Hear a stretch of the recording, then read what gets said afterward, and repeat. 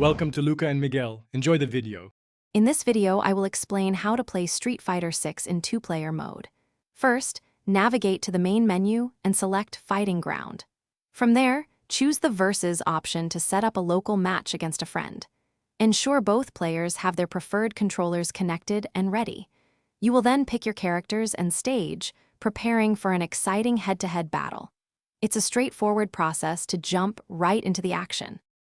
Understanding the core controls is essential for any new fighter. Your joystick or D-pad controls movement, allowing you to walk forward, backward, and jump.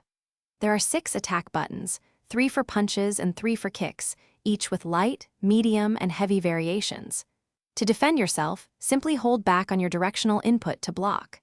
Mastering these fundamental actions will give you a solid foundation for every match. Now, let's explore some more advanced techniques. Special moves are performed by specific directional inputs followed by an attack button, like a quarter circle forward.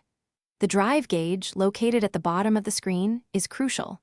It powers abilities such as Drive Impact, a powerful armored attack, and Drive Parry, which can absorb hits. Using Drive Rush allows for quick movement and combo extensions, adding depth to your strategy. To truly excel, consistent practice is key. Head into training mode to refine your special move inputs and combo timings for your chosen character. Understanding the unique attributes of each fighter will help you develop effective strategies against diverse opponents. Don't be afraid to experiment with several characters.